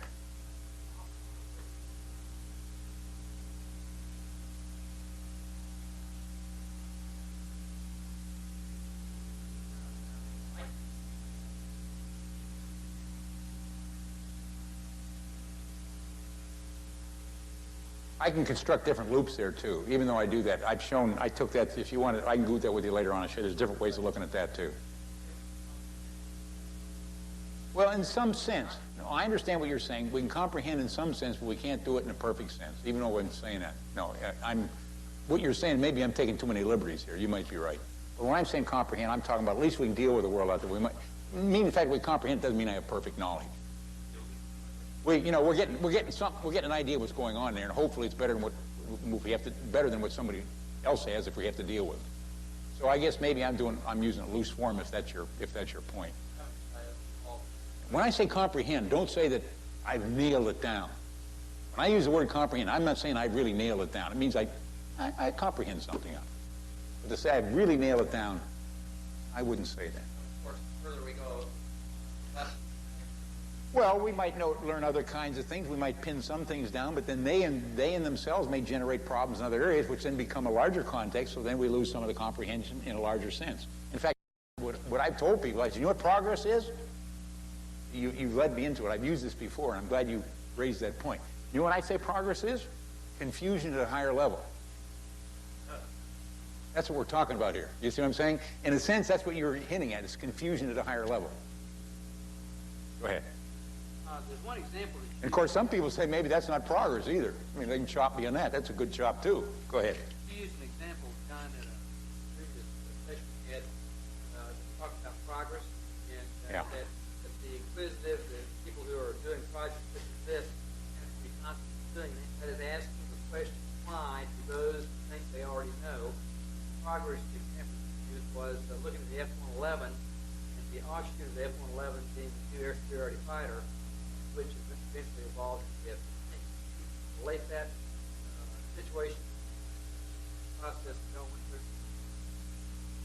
So they brought in the 111, was it the new design? You want the hard stuff, or you want the nice Well, you know, the presentation? Well, just Well, let me tell you what I had to go through. This is a true story, and there's going to be some little rough stuff I'll bring out here, but it should be brought out, because you're going to have to face it. Since you raised the point, remember, let the record show he raised the point, I didn't. What happened was, I was down at Eglin Air Force, and I was known as a Maverick, still am. Some people heard about that. But it turned out they were having trouble with an airplane they called the FX. And they were trying to get a new airplane beyond the 111, the one you're talking about there. Is that what you're getting at? Am I on the right track? Yeah, okay. I just want to be sure I'm on the right track. Okay. And so my initial was on orders to go to Vietnam. My orders were canceled by the chief, and I was brought to the Pentagon by General McConnell. And so they gave me 2 weeks to look at this FX proposal, and asked me for my evaluation. And the reason why they called me up there is because some work I'd done on energy maneuverability, other previous work, and they liked it. And for some reason, I was also a Maverick, so if I goofed up, they had it both ways. If I did it right, they'd have a good airplane. If I didn't do it, they could throw me out of the Air Force, and I don't think some of them cared which way it went. So, in any case, I got to work on it. I looked at it. Of course, I really had the answer after a week. Really grim. I'm going to tell you how you get involved in this stuff. You're on something very important question. So, how was I going to present my evaluation? And, of course, they said, and also associated recommendations. Easy to make evaluations, always easy part. So my problem was not so much with the evaluation and recommendation, but how I was going to present it to get their attention. And so what happened was, I got to use some rough words here, ladies, because I had to get their attention. Sometimes you got to be mean. Because I knew they'd try to do it the whole idea up there is to do it cosmetically and pretend they do something new, and I had to get around that, and I knew that. So what happened was that I'm thinking about this, see. I just arrived in the Pentagon, and so I thought it over. I said, wait a minute, if I get rough, they'll throw me out, and I don't want to be here anyway, so I got a good deal. So what happened was is I went in, and two things happened. First of all, to show you how the system works on you, I was told I was going to have to render a report. I said, great. Of course, I knew what they were thinking, but I know what I'm thinking. And so the day before I could make my presentation to a higher level, I was a major going to a senior colonel. Why this junior colonel comes in, he says, well, you haven't submitted your report. Your written report. I said, I'm not going to submit a written report. You said submit a report. I'm submitting a report. It's an oral report. You didn't say written. I'm giving an oral report. And it's on this yellow pad here. I didn't have chart. And my writing is terrible. I have a hard time reading it. And I deliberately wanted it that way because this guy was in a previous project that screwed up the airplane. And so if I submit it through him, he's going to pull out all the stuff that I want there, and we're going to get a cosmetic thing. So I had a decision to make. So he got mad. He said, well, you're not going to get away with this. I said, well, fine. I don't want to be here anyway. So I had nothing to lose. So then he goes up and sees the senior colonel, and he calls me. He says, I understand you don't have a report. I said, that's incorrect. It's not a written report. It's a well-thought-out report. In any case, you can make your evaluation when I've thought it out, and we'll proceed from there. He's fair enough. So I went in. I was afraid of this guy. I'm not afraid of him mentally, but afraid that he might draw the wrong conclusion. I want to be sure he drew the right conclusion. In fact, this is going to come out in a book. It's coming out, so I might as well bring it out now. It's going to be in a book coming out here in the next couple of weeks. I'd heard it was in there. I'm not sure. You might as well hear it from the horse's mouth. I don't know how correct they have it. In any case, I went in there, closed the door. I didn't want to have the secretary listen to my nasty words. And I said, look, I'm going through this very carefully. I said, you know what? I've never designed an airplane before, but I could fuck up and do better than this. He went straight up. That's exactly the impact I wanted to get. Get him mad. Because now he's going to have to listen carefully if he wants to take me out. On the other hand, if I got it right, I'm going to force him my way.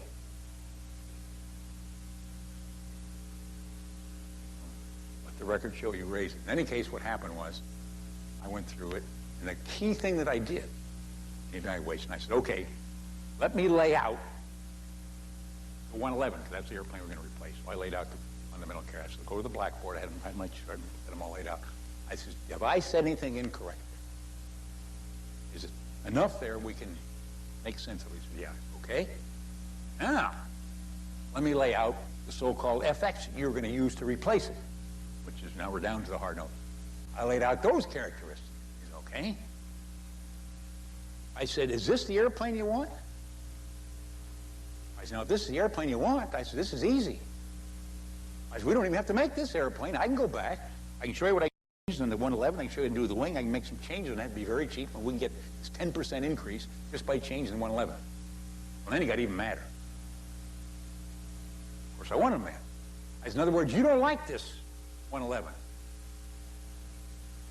He says, absolutely not. I said, how can you like this FX? How can you defend this piece of trash? That's what I called it. Now I had his attention. I got him locked in. See? He said, well, I can't. He said, what are you trying to tell me? I said, white piece of paper, start over. Oh, my God, I thought he was going to have a heart attack.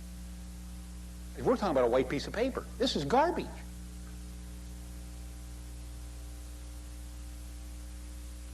So he looked at me. I remember that. Wait, he says, looked at me. I said, if you don't like it, I said, I'm not your guy. I said, get some jerk in here. He'll make it 10% better than you think you got something new. He said, okay. I want you to brief it exactly the way you briefed it to me. Take it down to General Dempster. You started. He said, oh, incidentally, don't leave out about the part in the beginning about fucking up. That I want in there definitely, because I want to see his reaction like you looked at mine. He said, I'm ordering you to do that. Okay. Dempster went through the roof. You can't talk that way up here. I mean, we got man. And Richie, to his credit, said, I ordered him to do that. And the reason why, because I want you to listen carefully to the rest of it. And he bought it all. So we changed, and the history of that is, and we wiped out, started all over, did some real trade-offs. That was all phony baloney. And we initially had a 60,000-pound airplane. That was only on paper, too, with variable sweep wings, 110-pound wing loading, 0.75 thrust-to-weight ratio. I forget a lot of other goddamn junk in it. And a whole engine, 2.2 bypass ratio, etc.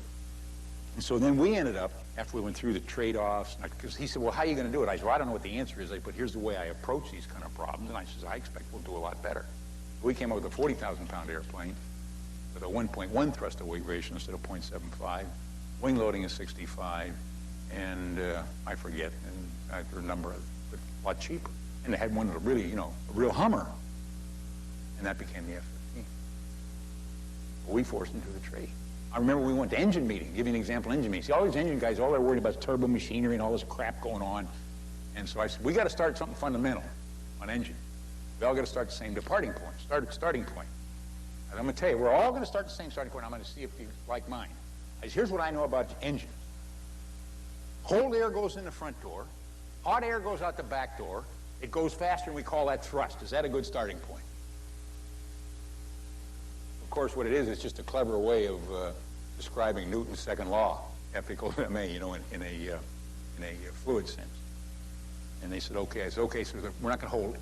Other than that, we're not going to hold anything else as an assumption.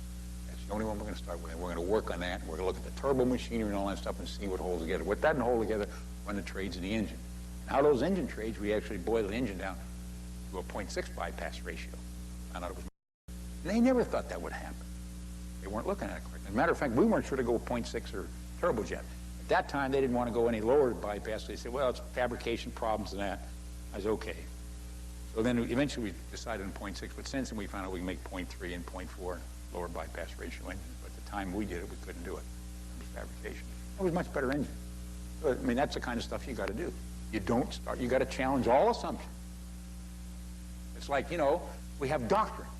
Air Force has got a doctrine. The Army's got a doctrine. Navy's got a doctrine. Everybody's got a doctrine. You read my work, doctrine doesn't appear in there even once. You can't find it. You know why I don't have it in there?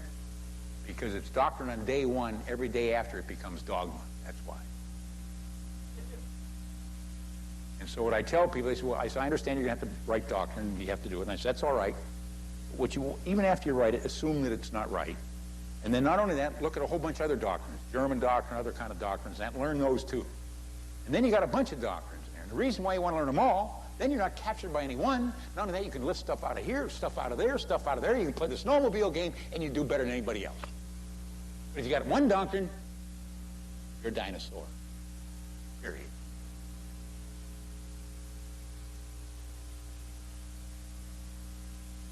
Go ahead.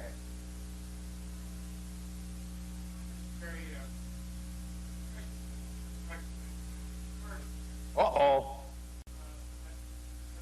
The engineering chart, go ahead.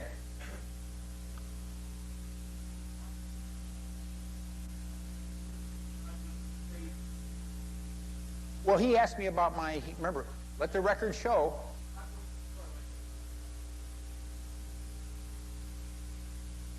Okay. Even though, in some sense, I was an individual, remember, I had to depend upon other people. I mean, I was doing I'm learning from a lot of these people at the same time in terms of some of these characteristics, even though I set up some of the plans and that. And one of the things I learned a long time ago, all the way up to Nellis and that, is any time that I got a team, I would get a very diverse kind of people on that team with very different skills, different orientation.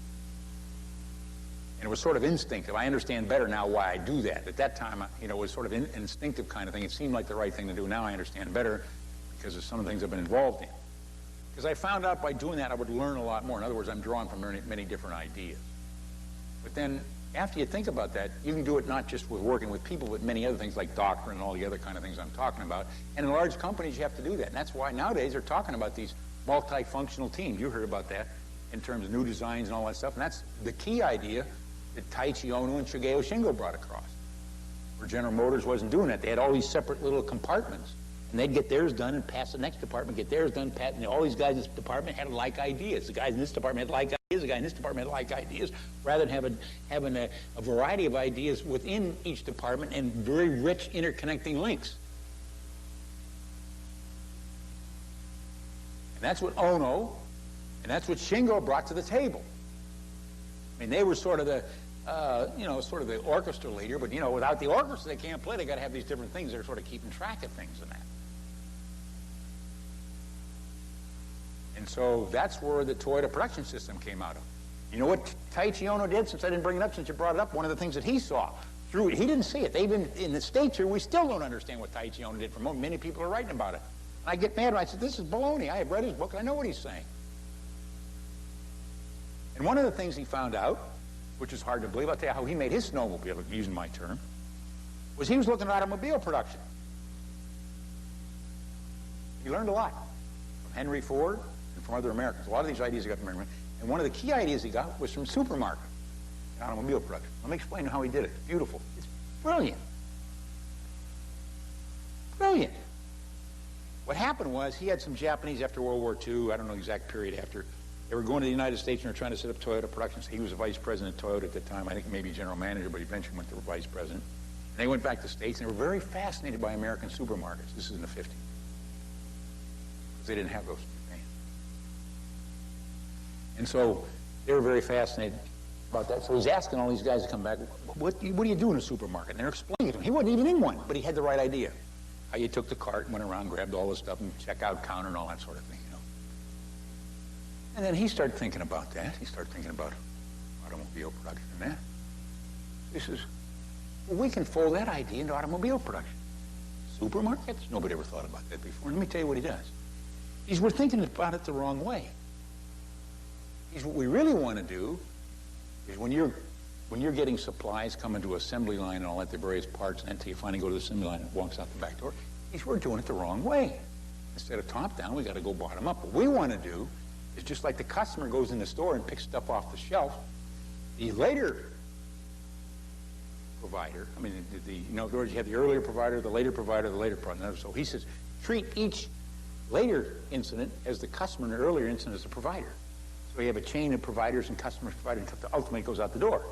And he said, what we want to do, instead of the provider giving to the customer tells the provider exactly what he wants and when he wants it, called the just-in-time system. He got out of the supermarket. So he sets a reverse information flow from the bottom up to the top, in which they only get what they want at the time they want it at. Using that supermarket idea. Instead of just pushing stuff down, the guy's got to put it together and goes out the door. And by doing it that way, by upsetting, inverting the whole process, was able to get a whole bunch of inventory out when it didn't have to have expensive inventory.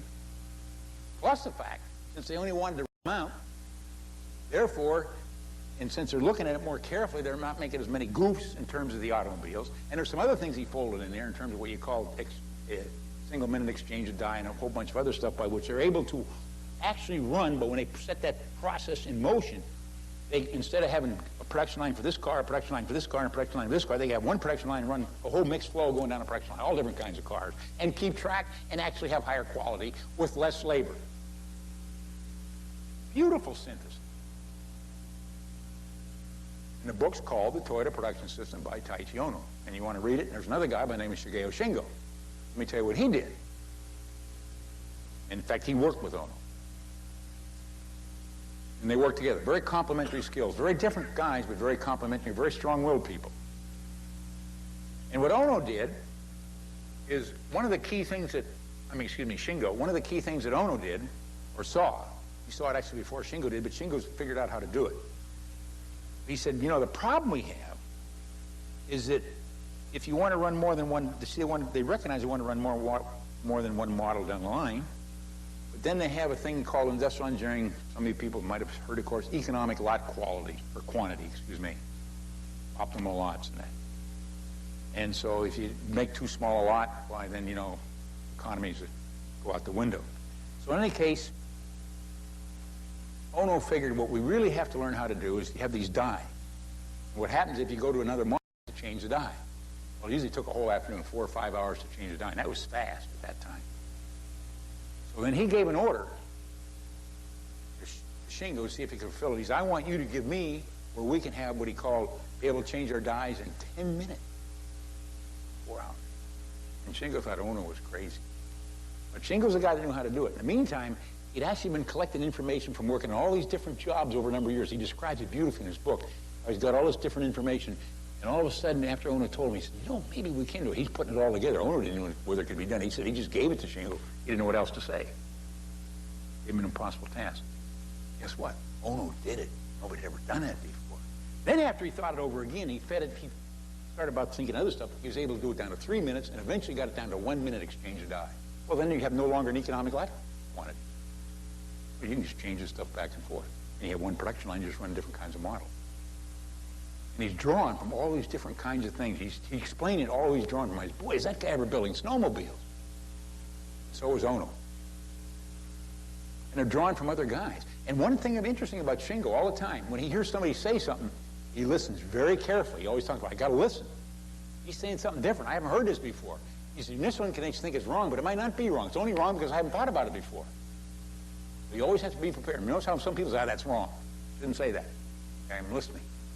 Be in receive mode. In fact, we had a guy when he was up in the Pentagon, and we called him Dr. No. Boy, great logic. Fantastic logic. When we had the initial meeting, said a lot of this stuff, he'd come in here and destroy the whole thing. He always said, this can't. I finally said, no way, you're out. Never come in here again until we're ready for you. So remember what I said? Observations, analysis, synthesis, hypothesis, and test. The test was to test it against him. After we had it all figured out, he said, boy, this guy really knows how to chop stuff. We're going to let him look at it at the end, not in the beginning. Never get him in there in the beginning. Very sharp. Very qualified. So I brought him in the beginning. He had a skill. I said, Howard, you're not coming in here until we're ready for you. I said, because if we bring you in here, we got a disaster. So I bring him in, and now let's chop it. He'd come in, so fine, out the door, wouldn't let him in again, rework the thing, ready, back in, out, back in, until we got it right.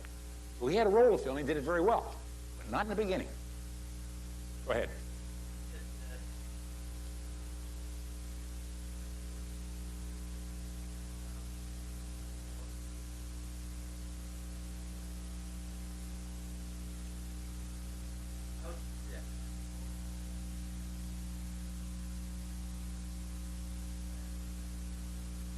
Well, one of the things is that, as I told you before, if I can go through my development loop faster than in fact, I got some articles here I'm going to leave here, which is well, no, they're not discussed. Yeah, it is discussed in here. No, not the one I got. Damn, it's not in there. I thought it was. Not in that one. But in any case, if you can go through and set up a faster tempo rhythm than your adversary, you're in effect doing that to them. And that's what Ono and Shingo did, what they were able to do. See, in the United States, we're better now. So when I'm talking about this, I'm talking about prior to 1988 or 89. Now we're getting better at General Motors. General Motors still got some problems, but Ford. They're turning things over from, in order to make a design, used to take us about at least 5 years. In other words, we had an idea till finally got the design, try to shove it out the door. You understand what I'm saying? Automobiles I'm talking about. What Ono and Shingo figured out how to do, I mean, as a result of their activities, it sort of fell out. I mean, they didn't start this way. It's sort of a fallout. They were able to start with a new idea on a design, come up with a new car, and do it in about 3 years or 2.5 years, about half the time. Well, think about that. If you're only doing half the time, instead of having those people working all a long period of time, it costs a lot less, too. Plus, you get ahead of the marketplace. In other words, you capture the market before the other guy does. Plus, then you got it only going down a very few production lines instead of lots, so you have less expense there. So you see how you get. See what happened? We're shipping materials to Japan, raw material. They make automobiles and ship the car back, and they can still do it cheaper than we can. Well, not so much now because we got a currency problem, but before that. Well, that means, you got a very inefficient process if somebody can get away with that. Let me give you an example. Since you raised that point, a good example. It's in a book called Machine That Changed the World. Anybody read the book? It's called The Machine. It was written by the MIT team up there at MIT. It looks into automobile production, those kind of things. And there's one interesting, well, there's more than one interesting. This particular chart drew my attention. In which what they tried to do, they want to compare two models, Japanese model versus General Motors model, and particularly Toyota they were comparing. Now, they couldn't get it exactly, cars aren't exactly, but try to get them as exactly as they could. And over a month's production, or a couple months' production, number of cars put out, and then figure out the number of man hours that went into that car, the labor that went into it. And at the end of it, then figure out how many man hours per automobile on the average over a certain period. And try to do it legitimate so you don't fix it where Japanese are high one month, the other one's low. In other words, on a apples versus apples basis. Well, having done that, what they found out, the average man hours for the Japanese per automobile, pump out a car, the model they were talking about, roughly a little over 17 hours, man hours, pump out a car. For General Motors at that time, it's a plant they looked at, typical plant, over 30 hours, I think as I recall is 32 hours. And not only that, the Japanese quality was better. Well, you can't win when you can't beat somebody if that's the way the game's being played. You can't compete.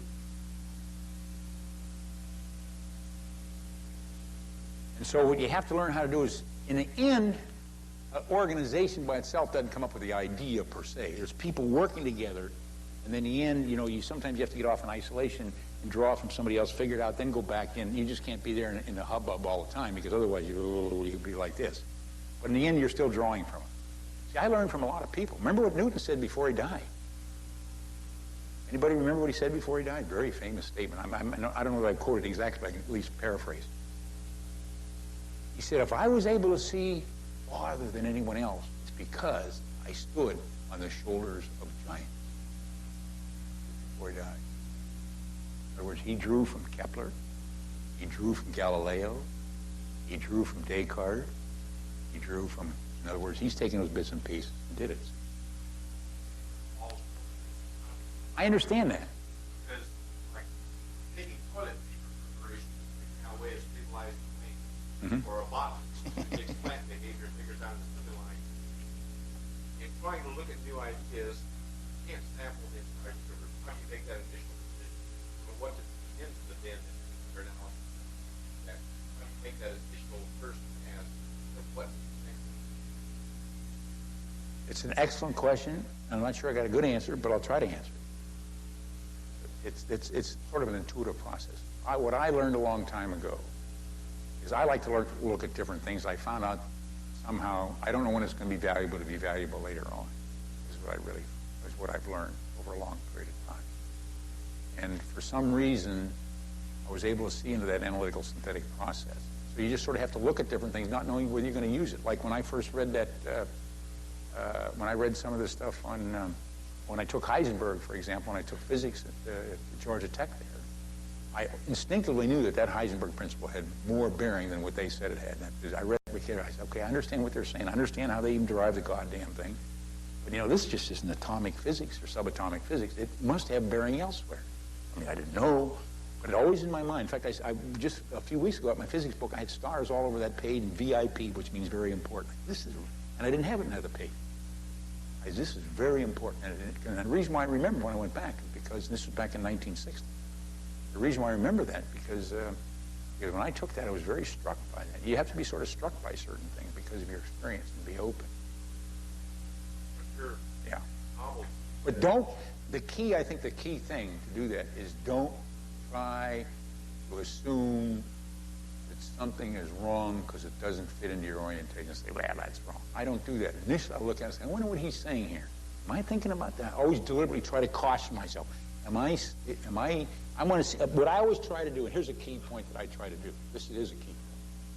When I'm reading something new and different, I try as insofar as possible as I can is to try, and you can't do it exactly, can I see it through his eyes, not mine? In other words, I want to adopt his point of view, suck up his point of view, so I don't let my own orientation drown out what he's trying to tell me. See? And you have to do that in the beginning. Now, and it took me, you know, when I was younger, I didn't do that. I think when I became a fighter pilot, that's when I learned how to do it. My experiences at Nellis had a very deep impact upon me. I know that. Other people know that. For some reason, they just, because it was 19th century, I call it, see, I had a degree in economics. I said, God, this is great. This is like 19th century capitalism in the sky. You know, everybody's a freebooter, a buccaneer. This is fantastic. We can do whatever the hell we goddamn please. Those generals don't know what the hell we're doing. And we did it. Of course, we lost a lot of guys. Like space test, it will make your knowledge better if everybody in the group were looking as widely as possible. Well, if individuals were going very. You can look at, no, I would say you can look at what. That's a good question, yeah. I would say don't be too narrow each one. Each guy will have his own skills. But then the thing I'm going to say, because you're going to bring onto the table certain skills. What's your background? What's your background? Psychology, international relations. Okay. Okay, but other people might have biology background, psychology, or, you know, different kind of background. So don't feel like, you know, geez, I'm intimidated to the guy. Bullshit. You got a background to bring to the table. You got a goddamn good background. And so what you want to do, though, is don't allow yourself to go into the trap because you have a certain kind of a background to check out these other ways. Well, that's theirs and that's mine. What you want to, insofar as possible, if you don't understand, make them explain it again. I used to make people, I said, I don't understand you. Tell me one more time. I'm a dumb shit. Till I get it right. In fact, here's a good thing. You raised me to another point that I used to tell people. Let's say I ask a question to you. I say, okay, here's my question, whatever it is. Now, you're going to say, okay, you're going to, in your own mind, try to respond to that question, right? I might look at it and I say, geez, I don't like that response. So now I reform the question, maybe to you or to somebody else. They pump a response back in. I'm not sure I like that response. In other words, I don't seem like I have a good matchup between a question and response. So then I ask somebody else a question. And I keep going through this till finally I say, boy, now I got a matchup. Now let's examine that process. When I ask the first question to you, I get a response. So probably what's going to happen, I may treat that question a little bit differently. Say, well, maybe I didn't say it right. You might want to say it a different way. Might pump it back to you, or maybe to somebody else. So as you go through, and you go all the way through that thing, so then the question you have to ask yourself, what's the purpose of the question in the first place? Now, having gone through this in my mind, I'm asking a rhetorical question. It's unfair for me to ask you and ask you to draw it out right away. If you haven't thought about it, of course, you may hit it. You may have gone down a similar line of thought. So I'm asking not to embarrass anybody, but as a rhetorical question, because I've gone through these kind of processes. And the whole reason why I say that, what's the purpose of the question, is to find the right question. Because my initial question might have been a dumb goddamn question in terms of a context. So in that context, there are no dumb questions if they lead to the right question. Don't be afraid to ask a dumb question. Those guys that ask the right question right off the bat means they've already gone through this process and they're trying to impress people. Because a lot of these goddamn meetings, everybody's trying to see who's going to be top dog rather than trying to figure out what we're going to do. So don't be afraid to ask that dumb question.